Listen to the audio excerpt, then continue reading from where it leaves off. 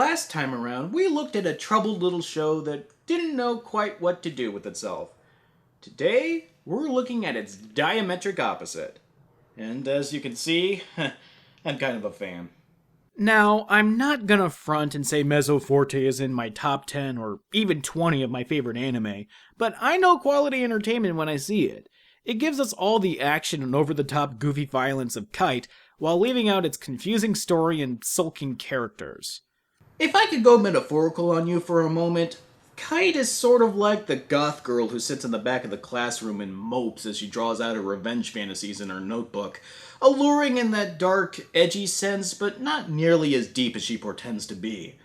Whereas Mezzo Forte is sort of like the goth's bubbly hipster sister, fully aware of how stupid and vacuous she can be, but also fully aware of how fun she can be. Both would probably let you cup a feel behind the bleachers at lunch hour, but it's no contest who you're going to try to ask out to homecoming. What was I talking about again? We open with, well, what do you know? A baseball game, all right. What? I can like sports. As we enter the bottom of the ninth, Ochiro is stepping up to the plate. He's the Yorakiri Monsters' top hitter. With a batting average of .350 and 73 home runs, he truly is a baseball monster. Jesus Christ, a .350 average and 73 home runs?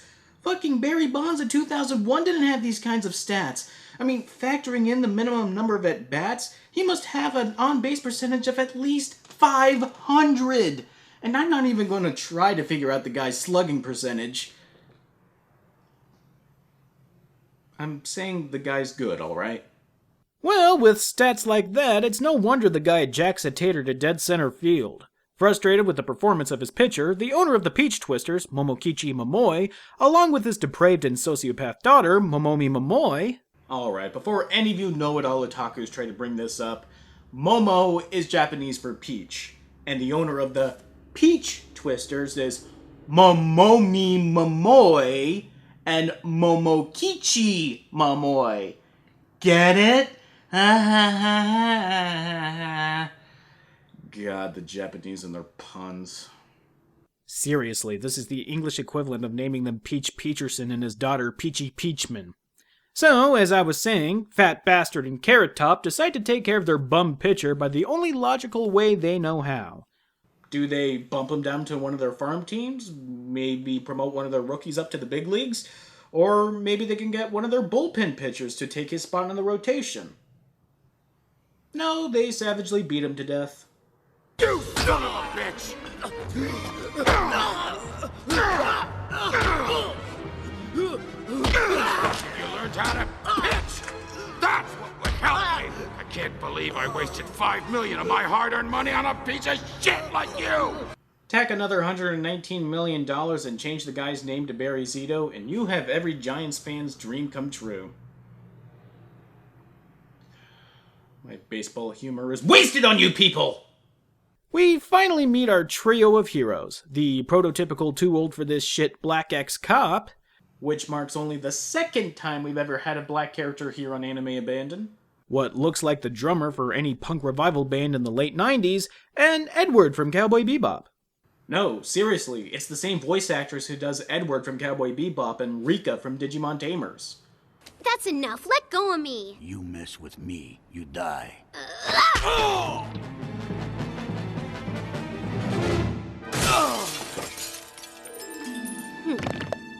And if you mess with me, you'll be worse than dead. Kinda creepy, isn't it? I know that an actor and their role should be separate, but don't tell me you hear that voice and don't immediately picture Edward. Anyways, Edward and Drummer are in the middle of a shady deal involving them selling a pleasure bot? Wake up and say hello.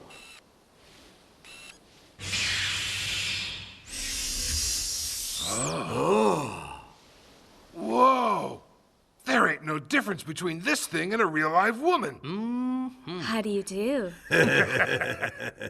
Oh, sure, the prospect of a blowjob robot sounds appealing, but when maintenance and upkeep comes around, the fantasy just falls flat. Make sure that she gets regular maintenance twice a week. This thing here shows when it's time to discharge the semen, and it does it automatically. Easy as pie. You see what I mean? I don't know what's more disheartening, having to clean out the cum trap or the lies. The deal winds up going south and fast, and what's worse, their backup is distracted by a gratuitous cameo. You mind telling me what you're doing here? Investigating. A murder was committed about 2 days ago right over there in the parking lot next to the stadium. Why yes, that is Sawa from Kite being shoehorned into a pointless cameo. And speaking of pointless cameos... Hi Bennett, I'm Little Karibo. Hi Little Karibo! The beginning scene captures the exact mood of the entire OVA and appropriately sets the tone that never deviates. The tone of out-of-control, hyper-violent nonsense. You see people getting holes punched through their feet, fists going through asphalt, and naked pleasure bots exploding, and not once does the thought occur to you, the viewer, that this doesn't belong. This is where Mezzo Forte succeeds, and Kite fails. When Kite does this, it's distracting and detracts from the solemnity of the plot. When Mezzo Forte does this, it's fucking awesome!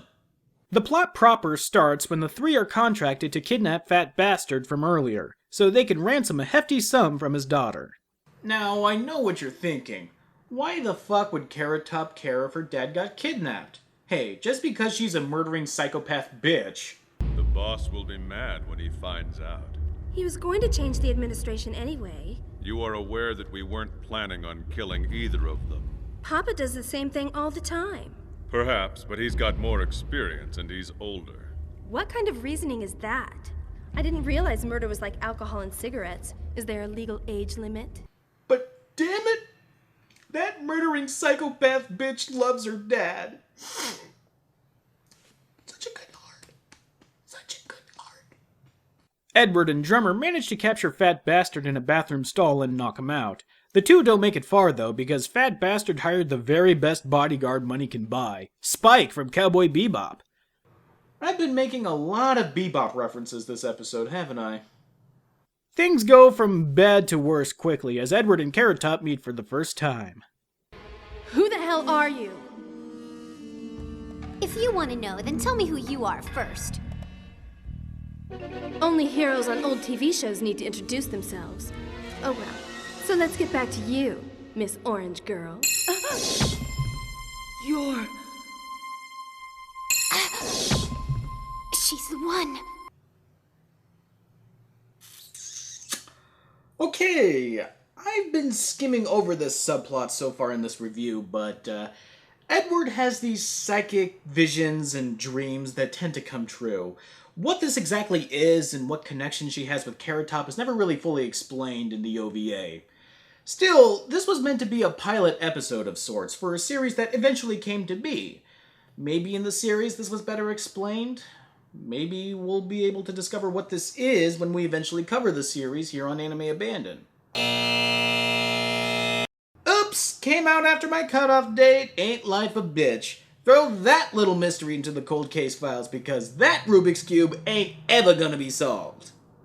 And besides, who wants to think when you got another ball-crushing action scene to watch? I'll get you! Despite Edward kicking 10 kinds of ass, she's unable to hold him off for long. But in comes Danny Glover to make the save. Old man, what the hell are you doing out there? Are you even listening to us, you stupid bald fart? Old man. Why does my poor car always have to suffer? Luckily, old man Danny Glover always keeps an explosive bowling ball on hand, and with the ensuing explosion, makes their escape with Fat Bastard in tow. Well, that was fun, huh? You guys all right? Yeah, I think so. Do me a favor and don't call me Baldy anymore, okay?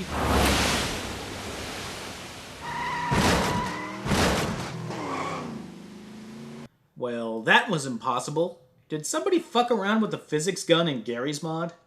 Just like Kite, Mezzo also features shoddily put together and extraneous porn scenes, but here I don't mind it so much because, well, why the hell not? I liken Mezzo Forte to putting on a pair of fresh from the dryer jeans on a cold winter's morning. And with the addition of the porn scenes, It's like finding a $20 bill in your pocket that survived the wash. You weren't expecting it, but you're glad you found it. Mikura, I've been meaning to tell you something important. I feel great love for you. I love you very much, Mikura. I love you with all my heart. This just isn't like you at all, old man. But hearing you say that makes me so happy. Then let's get hot and heavy tonight, baby! I know what you're thinking, and no, they hired a voice double for all the porn scenes. It's a shame, too, because I would have loved to hear Rika say this. Will this all fit inside me? But it turns out the whole porn scene was just the dream of Edward's. Normally I'd be angry at a cop-out like this, but I just can't stay angry at pornography. It is him. You're really lucky that you hired us. So tell us who he is. This man is the owner of the Peach Twisters. Momokichi Momoi. It's Momoi? You know the guy? Unfortunately, I cannot pay you the rest of the money. Why the hell not, you old fart? Because Momoi is dead.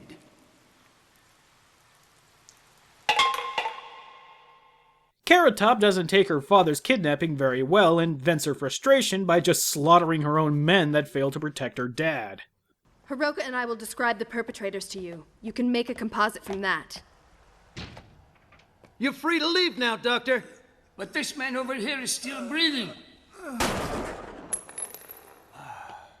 This scene guest directed by Quentin Tarantino. The old fart who contracted the three into kidnapping Fat Bastard finally gives in and tells them that he was originally a hitman who worked under the guy. He eventually retired, but Carrot Top, not one to think rationally, was suspicious that he would eventually sell them out, so she put a bounty on his head. Originally, he wanted to use Fat Bastard as insurance until he was able to flee, but with that option out the window, the four figured that the best shot they have is to take Carrot Top down. Did you stop to think how much alike we look? What is it? Ms. Momomi, please come down to room G right away. Okay, who's the genius who put the video camera in Carrot Top's shower? Cancel the Nobel Prize this year because we have our winner. They give out Nobel Prizes to perverts, right? I mean, why else did they give Henry Kissinger one? Carrot Top receives a ransom note saying that if they don't pay Edward and the gang, her dad dies. But it seems she doesn't want to play ball and instead decides to go after the three. Well, by going after them, I mean send some goons after Danny Glover here. Where's our boss? How'd you find us so soon? We got some nice people who didn't mind helping us out a little. Now you want to tell us where you're hiding the boss, buddy? You're not gonna get the info out of me that easily. Wait! I don't like pain. Hold on.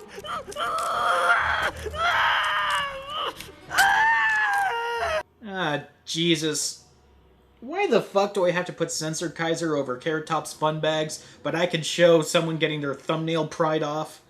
Danny Glover manages to gain the upper hand and takes care of the goons, but his call to warn the other two appear too late, as Edward is taken in by Carrot Top and their hideout is completely trashed. Luckily, the goons weren't able to find their hidden workshop and Drummer was able to hide there safely, as the both of them tried to negotiate Edward's release for the return of Carrot Top's still very much dead father. I didn't think you'd still be alive. You're just like those detectives in the movies. Is Mikura all right? Oh, she's out by the pool, sipping lemonade right now. In exchange for her safe return, we'll give you back your father.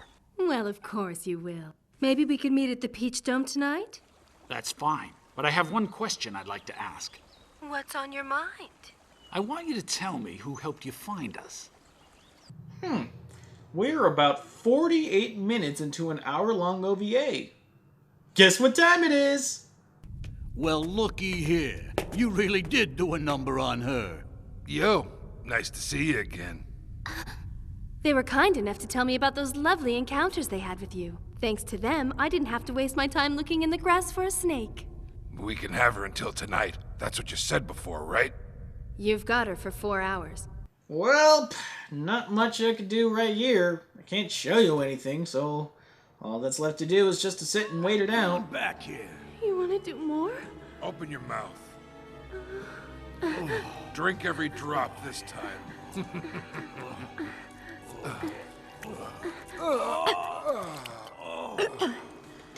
I can't drink this much cum. If you don't do it, we'll just have to fuck you up the ass again. No, it was so good that you almost made me come before. I wish her boyfriend could have heard her say that. All right, honey, get ready to start over. Yes, more. Push it in me deeper. Oh, Patrick Bateman. Rats don't go there. We fade back to the baseball diamond where the exchange for the hostages are made. Well, sort of, since Fat Bastard here is really just a robot that's made to look like the actual Fat Bastard, because apparently they can make robots that look like anyone like they're working a photocopier. Anyways, Carrot Top double-crosses the three and won't let them leave the building alive, shooting Edward. But Edward makes the save? I got their shoulders, but I was aiming for their heads. I guess my body isn't quite back to normal yet. It's impossible. I just killed you a minute ago. A sex robot. We switched them when she was in your torture chamber.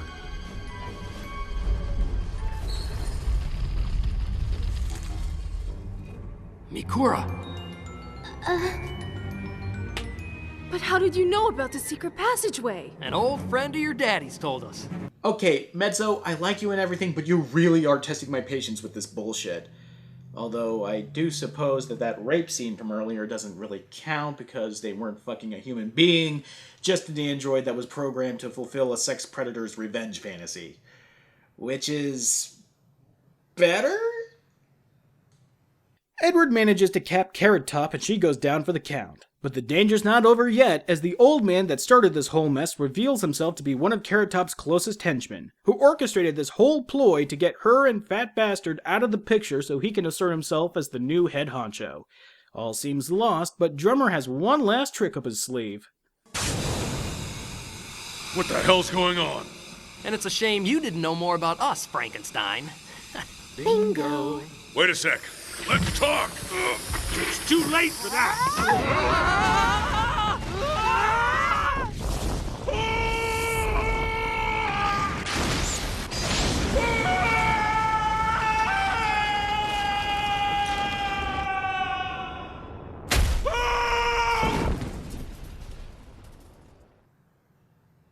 I'm not sure if this qualifies as frying the coke, but I don't care. If there is any justice in this world, we would all have the option of dying like this.